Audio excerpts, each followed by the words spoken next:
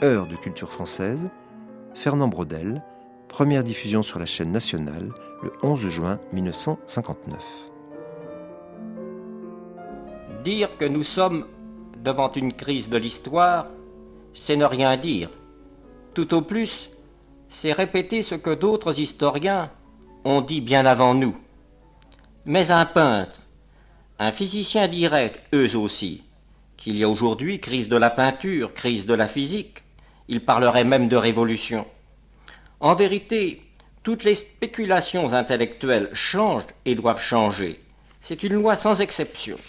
L'histoire de l'histoire, l'historiographie pour mieux dire, et le catalogue de ces changements nécessaires et naturels, ceux que nous vivons dans notre métier ne sont ni les premiers, ni assurément les derniers. Parlons de nos maîtres et des maîtres de nos maîtres.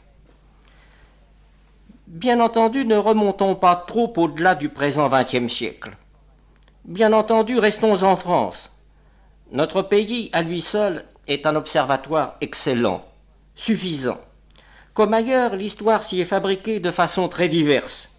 Il y a eu deux, peut-être trois vastes histoires. L'histoire romancée que les hommes de lettres content à leurs lecteurs, l'histoire académique écrite pour une bourgeoisie conservatrice, voire réactionnaire, mais cette histoire est morte chez nous après la Seconde Guerre mondiale. Enfin, il y a l'histoire dite universitaire, parce que fabriquée par les professeurs. Seule cette histoire austère nous retiendra, car elle est scientifiquement construite et demeurera à long terme. D'ailleurs, curieusement, les règles sociologiques de la création littéraire sont valables dans ce domaine tranquille, faussement en marge de la vie. Cette histoire des professeurs admet des cénacles, des groupes, des équipes, des programmes modernes, des revues dominantes. Les annales, créées en 1929 par Lucien Febvre et Marco Bloch, ont eu sur l'histoire la même influence, passionnée, heureuse ou discutable, mais réelle, que la NRF a exercée sur la littérature française entre les deux guerres mondiales.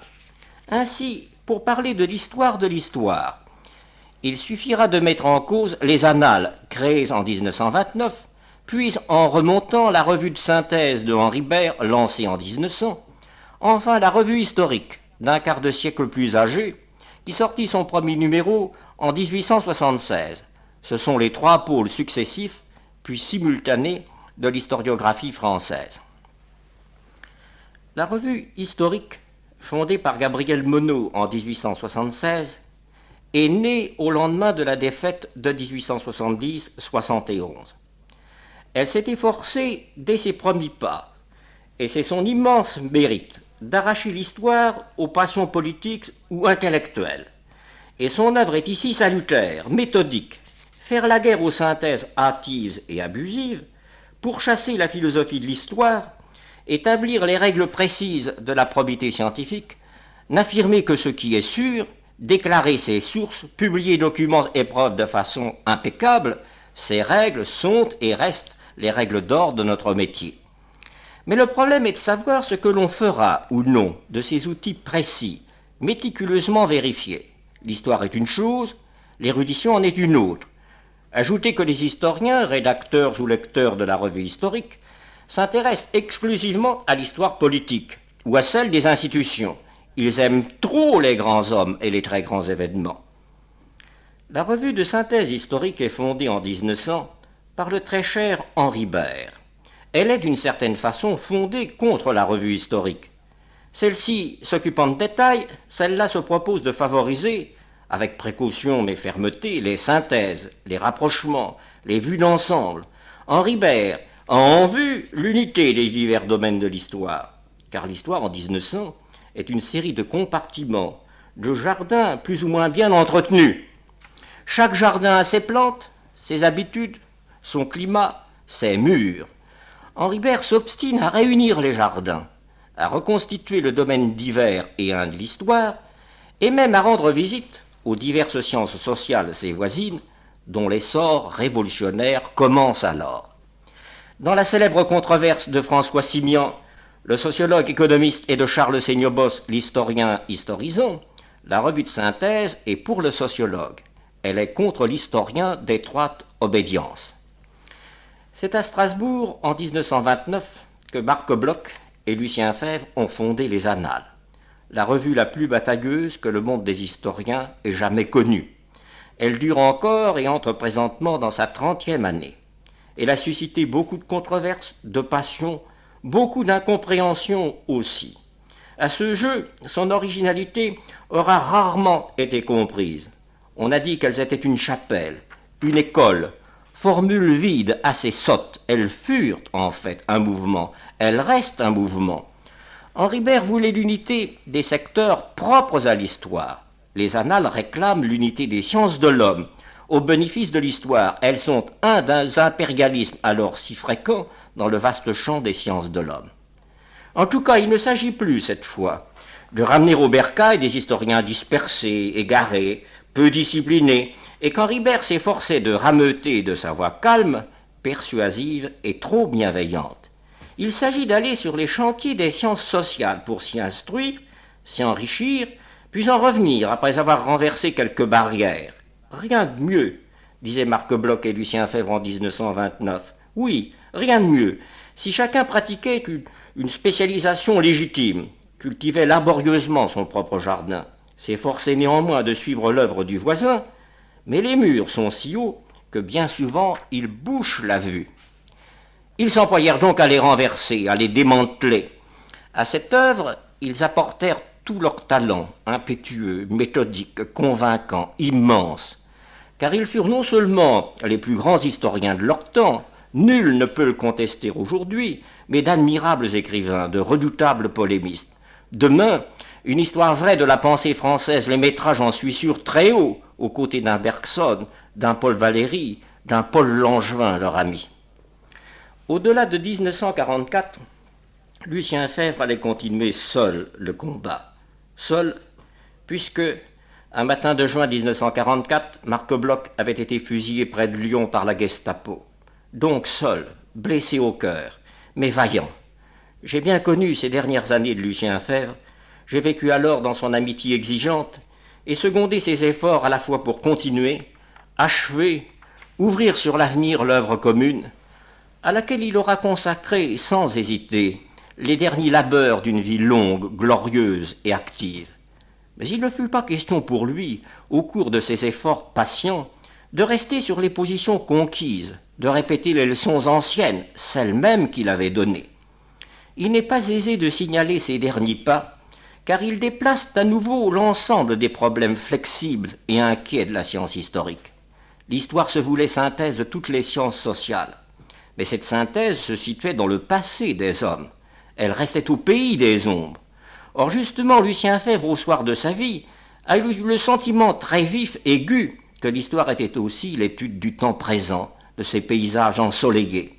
L'histoire, science du passé, l'histoire, science du présent, cette affirmation, souvent répétée par lui, déplace l'ensemble même des sciences historiques, les situe de façon autoritaire au milieu même des sciences de l'actuel. L'histoire au vrai n'est ni le passé, ni le présent, mais l'homme en entier, aux prises avec la durée, aux mille réalités mêlées, aux prises avec la mort, avec la vie. L'historien est le spécialiste de la durée, c'est à partir d'elle qu'il saisit l'homme. Voilà qui nous conduit au seuil des positions actuelles de l'historiographie française, du moins de cette partie de l'historiographie française qui suit la double leçon de Marc Bloch et de Lucien Febvre, et reste fidèle passionnément à leur impérialisme fraternel. Il y a trois chemins pour une science sociale objective: la localisation, la statistique, l'histoire, soit l'espace, le nombre, le temps. Où, combien, quand? Retenons cette dernière question. Quand? En fait, il n'y a pas un temps uniforme d'une seule et régulière coulée, mais 1000 temps différents qui se mêlent entre eux et jouent les uns contre les autres, et dont l'écoulement multiple est la durée sociale ou l'histoire sociale dans sa plénitude.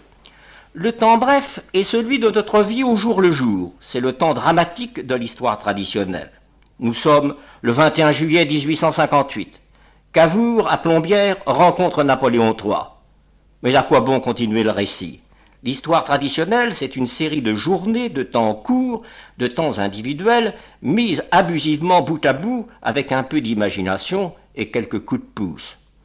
Au-delà du temps court, songez aux mesures chronologiquement plus longues, ainsi à l'année récolte, comme l'on dit, qui va des semailles à la moisson, et dont le rythme puissant a longtemps été souverain dans la vie matérielle des hommes.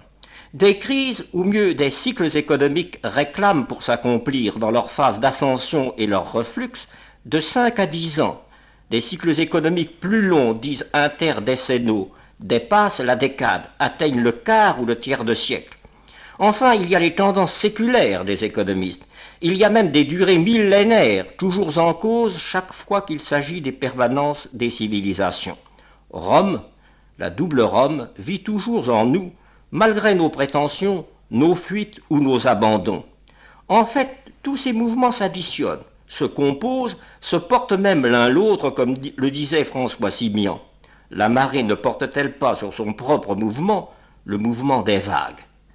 Le mouvement social, hier comme aujourd'hui, c'est un étagement, un entassement de mouvements. J'ai pendant 5 années d'une captivité maussade refusé l'événement, la nouvelle si souvent décourageante, tous ces faux bruits de la marche du monde, car il faut refuser de croire à l'événement, au seul bruit de la vague. En vérité, c'est à long terme que tout se résout et se dénoue. Patience, patience, voyons venir. On définit le présent comme s'il commençait aujourd'hui et se dénouait demain. C'est voir le monde dans les tranches fines, translucides et sans épaisseur de notre propre vie journalière. La vie du monde est trop autrement épaisse. L'actualité, le présent du monde et l'énorme tranche de vie qui s'inaugure dans sa nouveauté, au moins avec le XVIIIe siècle. C'est toute l'épaisseur chronologique de ce destin en mouvement jusqu'à nous. Il est toujours facile de plaider, d'exposer des programmes, mais j'ai essayé 2 fois déjà de réaliser dans le cadre d'un livre d'histoire ces programmes discutables.